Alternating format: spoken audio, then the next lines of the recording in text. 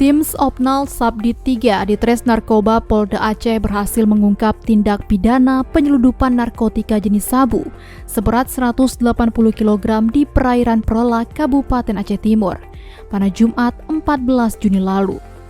Informasi awal yang diterima menyebutkan adanya satu kapal nelayan yang dipergunakan oleh sindikat narkoba internasional keluar dari Kuala Simpang Ulim, Kabupaten Aceh Timur pada malam 12 Juni 2024 menuju perairan Malaysia untuk menjemput sabu.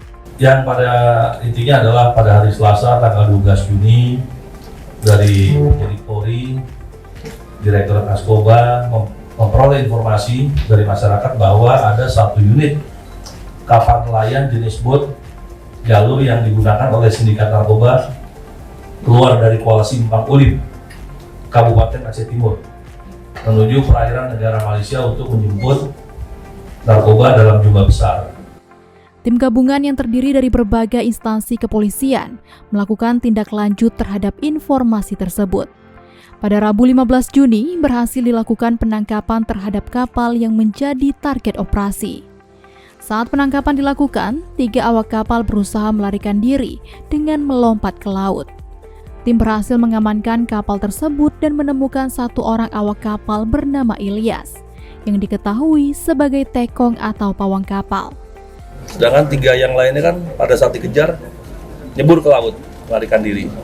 Memang kondisinya, kalau kita melaksanakan operasi, kita harus melihat situasional di lapangan. Apakah akan membahayakan anggota kita atau tidak. Karena kita tahu sekarang angin barat lagi kuat dan otomatis juga membahayakan anggota kita ya, yang nyebur ke laut memang tidak kita kejar lebih lanjut. Kita lebih kepada mengamankan kapal dan tekongnya tadi setelah barang buktinya. Dari hasil pemeriksaan tersebut, Ilyas dan kapal yang digunakan ditemukan barang bukti berupa 180 bungkus sabu yang telah dimasukkan ke dalam 9 karung.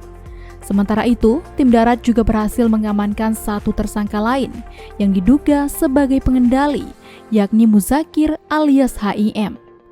Kapal beserta para tersangka kemudian diamankan dan dibawa ke dermaga Langsa untuk proses pemeriksaan lebih lanjut. Kedua tersangka ini dijerat dengan pasal 114 ayat 2 subpasal 112 ayat 2 JO. Subpasal 115 ayat 2 dan pasal 132 Undang-Undang RI nomor 35 tahun 2009 tentang narkotika.